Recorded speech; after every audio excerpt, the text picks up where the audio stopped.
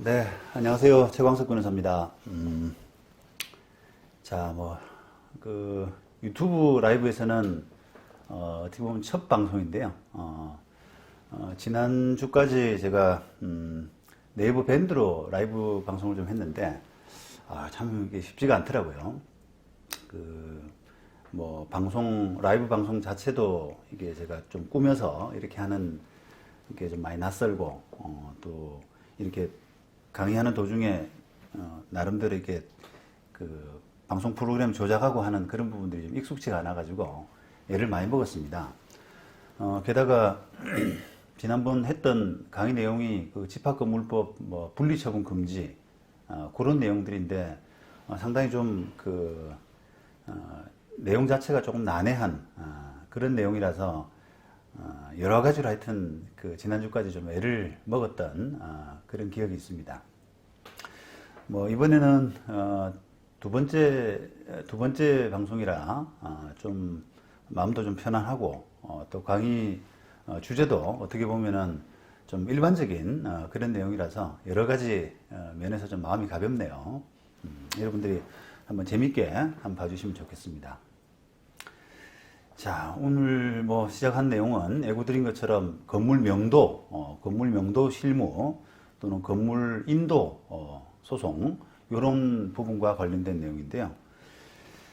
자, 우선 목차 한번 보시겠습니다. 전체적으로 이제 요게 한 4번 정도 할지 한 5번 정도 할지 모르겠습니다만 전체적인 큰 어떤 부분에 대해서 강의할 건지를 한번 살펴보고 본 내용으로 좀 들어갔으면 합니다. 우선 우리가 명도, 인도라고 하는 것이 뭐냐라고 하는 부분을 퇴거하고 비교해서 좀 이렇게 살펴보고요.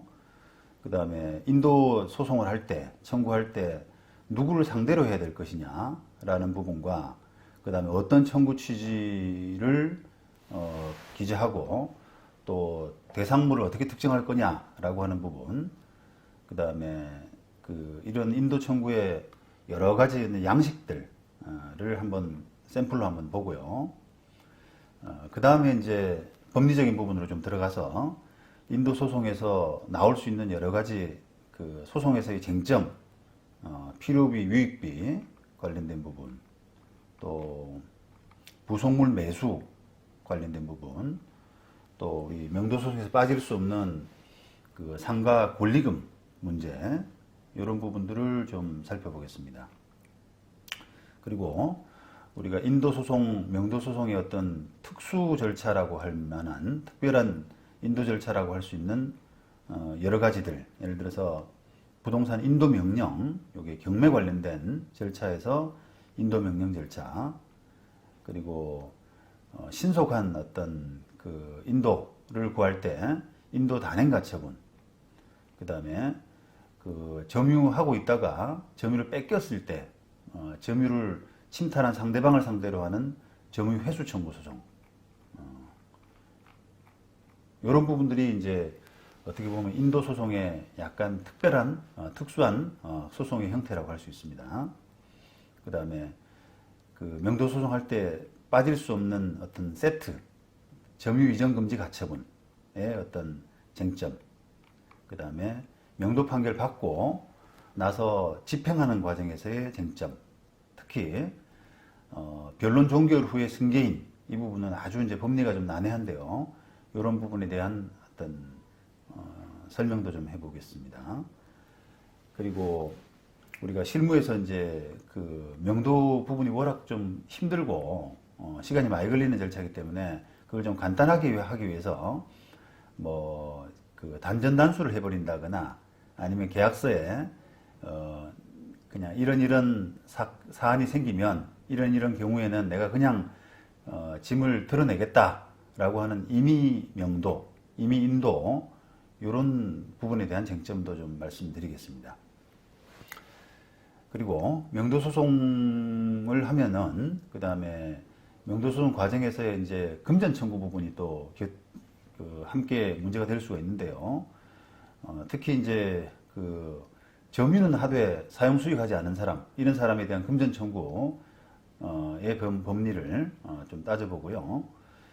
그 다음에 선의의 점유자와 부당이득 반환이라는 부분도 좀 나중에 설명을 드리겠습니다. 마지막으로 이제 신속한 인도, 이 부분을 위해서 재소전 화해라든지, 그 다음에 손해배상을 미리 위험을 고지한다든지 하는 그런 부분들에 대한 부분으로 설명을 좀 마쳐보겠습니다. 자, 먼저 우리가 인도 소송을 관련해서 일단은 이게 아까 가장 보편적인 소송이고 일반적인 소송이라고 말씀드렸는데, 우리 어떻게 보면 법을 제일 먼저 법을 시작하는 그런 초보 변호사 입장에서도 이 명도 소송을 어떻게 보면 가장 먼저 맞닥뜨린다. 이혼 소송, 명도 소송 이런 것들이 어떻게 보면 가장 쉬운 소송이다, 일반적인 소송이다 라고 할 수 있을 정도로 소송의 형태로서는 아주 뭐랄까요, 흔한 그런 소송 유형이라고 할 수 있습니다. 자, 이게 이유가 있는데요. 만약에 이제 우리가 뭐 여러 가지 분쟁을 할 때 쟁점이 있지 않습니까? 다툼의 쟁점이 서로가 있을 수가 있는데, 뭐 예를 들어서 최근에 주택임대차보호법상에 임차인의 갱신요구권 이 부분 한번 예를 들어 볼까요? 지금 막 다툼이 지금 많이 생길 수 있는 사건인데, 임차인이 갱신요구권 행사해서 못 나가겠다, 2년 더 살겠다 이렇게 하는 마당에 임대인이 내가 실거주 하겠다 라고 이렇게 다툼이 시작되면은 결국은 그런 소송의 형태가 명도소송이라는 형태로 벌어질 가능성이 많거든요. 그러니까 실제 쟁점은 주택임대차보호법상의 갱신요구권이 인정되느냐 아니면 인정받을 수가 없느냐, 예외사유에 해당돼서 인정받을 수가 없느냐라고 하는 그런 부분이 쟁점이긴 하지만, 소송의 타이틀 자체는 건물 명도라고 하는 타이틀을 가지고 들어오게 되거든요. 그래서 그런 이제 그런 부분 때문에 명도 사건이 참 많습니다. 예를 들어서 또 지금 보신 것처럼 뭐 유치권 분쟁 이런 부분에서도 실제 쟁점은 유치권이 존재하는지 하는 부분인데도 명도 사건의 어떤 소송 형태가 많고요. 그 다음에 상가 권리금 회수 이런 부분도 실제로는 또 타이틀은 명도 사건으로 진행되는, 또 경매에서 허위 임차인이 있느냐 이 부분이 쟁점인데 결국은 또 형태는 명도 사건, 이렇게 이제 실제 쟁점이 결국은 귀결은 명도로 이루어지는 경우가 많단 말이죠. 그래서 이게 그 이유를 여러분들이 하면 잠깐 제가 설명을 한번 드리고 가고 싶은데, 우리가 이제 요런 부분을 이해하기 위해서 예를 들어서 제가 처음 설명드린 만약에 임차인의 갱신요구권 부분에서 갱신요구권이 존재한다, 존재하지 않는다. 만약에 임대인이 이렇게 생각해 보시죠. 임대인 입장에서는 저 임차인에게 갱신요구권이 존재하지 않는다, 이런 확인 판결을 한번 구하고 싶단 말이에요. 왜냐하면 쟁점이 지금 임차인하고 다투어지고 있는 쟁점이 갱신요구권이 있느냐 없느냐 그 부분이 쟁점이기 때문에 임대인 입장에서는 저 사람이 임차인에게 갱신요구권이 없다, 그걸 확인해 달라, 이런 재판을 하고 싶은데 이 재판에서는 그런 식의 재판은 허용하지를 않아요. 왜냐하면은 우리가 그런 소송의 유형을 확인소송이라고 하거든요. 확인소송. 근데 확인소송은 소송이 이루어질 수 있는 경우가 제한되어 있습니다. 제가 판례를 좀 관련해서 읽어보면은 확인의 소송을 할 때는 권리보호 요건으로서 확인의 이익이 있어야 하고, 그다음에 요거는 확인 이익이 있죠. 임대인이 임차인하고 지금 다투어지는 그런 과정에서 갱신 요구권이 있느냐 없느냐라고 하는 부분에서 확인의 이익이 있거든요. 그래서 확인의 이익이 있어야 하고, 확인의 이익은 확인 판결을 받는 것이 원고의 권리 또는 법률상의 지위에 현존하는 불안 위험을 제거하는 가장 유효적절한 수단일 때, 그러니까 권리 구조를 위해서, 원고의 권리 구조를 위해서 가장 유효적절한 수단일 것을 요구를 해요. 확인의 소송은. 그런데 이 사건에서는 사실 아까 그 갱신요구권, 임차인의 갱신요구권이 다투어지는 그 사건에서는 사실은 보다 유효적절한 사건은 그 임차인을 상대로 해서 나가달라라고 하는 부분이 가장 유효적절하거든요. 왜냐하면 임차인에게 갱신요구권이 없다, 이런 확인을 보여달라라고 하게 되면은 그 확인 판결 자체만 가지고는 집행력이 없습니다. 그게 나중에 1심 판결 나고 나중에 2심, 3심 가서 확정됐다고 하더라도 그 판결 가지고는, 확인 판결 가지고는 상대방을 내보낼 수 있는 집행력이 없단 말이에요. 그러니까 판사 입장에서는 만약에 그런 사건에서 소송이 들어왔다면 왜 확인 소송을 굳이 하느냐, 바로 명도 소송을 하면 될 것이지 라고 해서 확인 판결을 하는 이유를 이제 구체적으로 좀 캐묻고, 그게 부적절하다고 생각하면은 이행 판결 형식으로 구하라 라고 하게 돼요. 이행 판결이라고 하는 것은 임차인에게 나가달라라고 하는 그런 청구가 되잖아요. 그러니까 결국은 건물 명도 사건으로 바뀐다 이 말입니다. 그래서 이 건물 명도 사건이 소송의 형태로서 많은 이유는 이 권리 구제를 위해서 가장 아까 말씀드린 유효적절한 수단이라고 하는 면에서 사람을 내보내야 되는, 여기 다른 사람이 내 권리에, 내 바운더리에 내가 점유해야 될 부분을 다른 사람이 불법적으로 무단으로 점유하고 있는 부분을 정리하는 가장 유효적절한 수단이 바로 명도라는 겁니다. 그래서 그 이유 때문에 다른 쟁점은 여러 가지지만 결국은 명도, 나가달라, 이렇게 이제 어떤 귀결이 이루어지기 때문에 소송 형태로서 명도가 참 많아요. 우리가 이제 그런 귀결이라 하는 것은 예를 들어서 뭐 건물 명도도 될 수 있고요, 아니면 손해배상도 될 수가 있고, 아니면 이전 등기해달라, 말소 등기해달라, 이런 정도의 이제 청구가 될 텐데, 대체로는 그런 범주 안에 다 소송의 어떤 뭐랄까요, 권리구제의 목적, 그런 부분들이 다 귀결된다고 할 수 있습니다.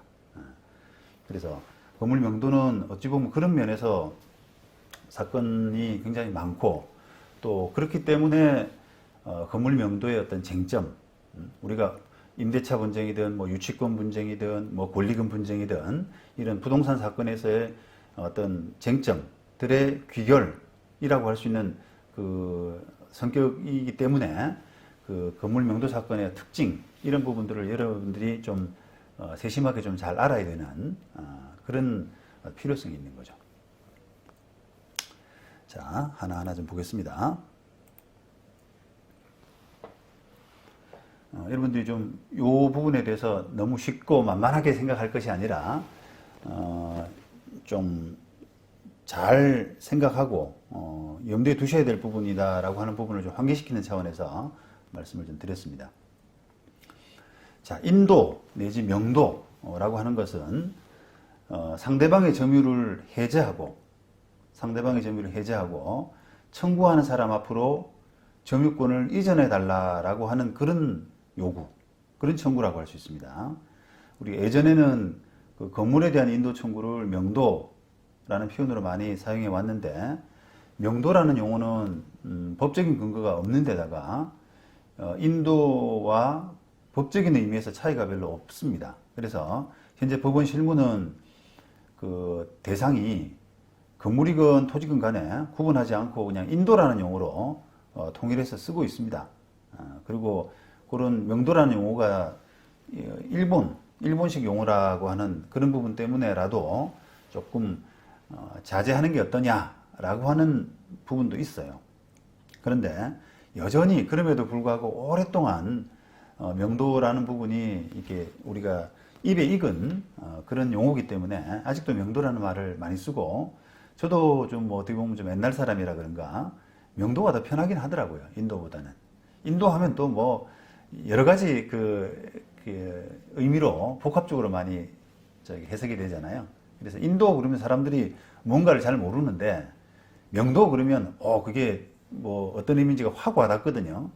그래서 그런 의미에서도 명도라는 부분을 지금 전혀 안 쓸 수는 없어요. 그래서 그 정도 의미가 있다라는 부분을 좀 알아두시고요. 그 다음에 이 인도 개념을 명도 개념을 이해하기 위해서는 요 구분되는 퇴거라는 부분하고도 퇴거라는 부분하고 비교해 볼 필요가 있습니다. 인도는 아까 말씀드린 것처럼 상대방 점유를 해제하고 청구하는 사람 앞으로 점유권을 이전하는 그런 청구죠. 그런데 퇴거는 상대방의 점유만 해제하고 그 점유권을 나한테 이전해달라라고 하는 부분으로는 나가지 않는 그런 점의 특징이 있어요. 그러면 이게 너는 쉽게 말하면 퇴거는 비키기만 해. 그 공간에서 나가기만 해. 그 대신 나한테 돌려줄 필요는 없어. 이런 꼴이거든요, 결국은. 자, 그게 이제 어떤 경우였냐. 이게 바로 이제 그 건물 철거 사건에서 이런 경우가 많아요. 자, 먼저 비교를 해서 보자면 건물을 임대한 임대인이 그 기간 만료라든지 또 계약 해제 이런 된 임차인한테 나가줘 라고 하는 것은 인도 청구겠죠. 왜냐하면 너 비키고 나한테 돌려줘 라고 하는 개념을 청구권을 포함하는 거잖아요. 그 다음에 토지를 임대한 임대인이 뭐 임차인에게 토지 인도해줘 라고 하는 것도 너 그 토지에서 임대한 토지에서 비켜주고 나한테 그 점유권을 넘겨라 라고 하는 부분이기 때문에 당연히 토지 인도가 되겠습니다. 자, 그런데 그 토지 위에 무단으로 뭐 건물을 건축한 사람이 있습니다. 자, 그러면 우리가 토지 소유자 입장에서는 그 무단으로 건축한 사람, 건물주 상대로는 철거를 구하게 되겠죠. 그리고 그 건물에 거주하는 사람, 건물주가 아닌 다른 사람을 상대로 해서는 나가줘, 건물에서 나가줘 이런 요구를 해야 된단 말이에요. 근데 그 나가줘라고 하는 게 인도가 아닌 바로 퇴거입니다. 왜냐? 그 건물은 내게 아니거든요. 땅이 내 거지 건물은 내게 아니기 때문에 건물에서 나가줘라고 할 때 네가 나가고 나한테 그 건물에 대한 점유를 돌려줘 라고까지는 안 된단 말이에요. 그래서 그런 부분하고 그 개념상으로 좀 구분이 되어 있는 거죠. 그러니까 내 공간, 내 건물이면 너가 나가고 내한테 점유를 돌려줘 라고 하는 인도 명도 청구가 되겠지만 내 건물이 아닐 때, 내 소유가 아닐 때는 그냥 나가줘 라고 하는 정도에 그칠 수밖에 없다는 겁니다. 이런 걸 퇴거를 굳이 인정하는 이유는 건물 철거를 위해서죠. 건물 철거 만약에 이게 그 건물주만 피고로 해가지고 철거 판결을 받았는데 건물 철거하기 위해서 집행하라고 갔을 때 다른 별도의 건물주가 아닌 다른 점유자가 있을 때는 집행이 안 되거든요. 소위 말하면 집행 불능 상태가 되는 거죠. 그러면 그때 가서 다시 건물 점유자를 상대로 퇴거 청구를 받아야만 되는 겁니다. 퇴거 판결을 받아서 건물주를 상대로는 철거, 그 다음에 건물의 점유자를 상대로는 퇴거 이런 판결이 있어야 두 가지가 있어야 건물 철거가 비로소 집행이 될 수가 있는 거거든요. 그래서 그런 과정에서 이제 퇴거 판결이 필요한 겁니다. 물론 이게 건물주가 직접 만약에 토지에 무단으로 건물을 지은 사람이 그냥 건물을 점유하고 있다라고 할 때는 건물주 상대로는 별도로 퇴거를 구할 필요가 없다는 것이 판례입니다. 건물주는 그냥 건물주가 직접 그 건물을 점유하고 있을 때는 철거 판결 자체 퇴거의 의미가 녹아 있다라고 이렇게 해석을 하거든요. 그래서 건물주 상대로만 철거하라 라고 판결을 받으면은 별도의 점유자가 없다면은 철거 집행하는데 무리가 없습니다. 그 다음에 건물에 대한 인도 청구할 때 피고들은 요런 부분에 21, 22, 23, 20 해가지고 요런 식으로 표현하는 게 이제 관행이에요. 물론 이제 요게 일부겠죠, 일부. 도면에다가 그리는 겁니다. 일부 표시 부분을 그려가지고 20, 21, 22, 23, 20 해가지고 그 공간에 바 부분 35.9 이렇게 해서 인도하라. 이렇게 해서 이렇게 특정하는 방식을 많이 씁니다. 우리가 뭐 특정하는 방법 중에서 여러 가지 방법이 있는데 이게 가장 이제 일반적인 부분이고요. 토지도 이제 마찬가지입니다. 요런 별지 도면 기재 1, 2는 1, 2, 3, 4, 9, 10, 1의 각점을 연결한 가 부분에 있는 수목, 그 다음에 요런 점을 연결한 나 부분에 있는 간판, 이런 걸 없애주고 취거하고 그 다음에 그 토지를 인도하라, 이런 식이고요. 퇴거는 요게 피고 안모가 이제 건물주거든요. 건물주. 토지를 무단 점유하고 있는 건물주이기 때문에 피고 안모는 요런 건물을 철거하고 그 다음에 피고 주식회사 무슨 DNC는 그 건물의 점유자입니다. 그 점유자는 요 건물에서 퇴거하라, 이렇게 했습니다. 자.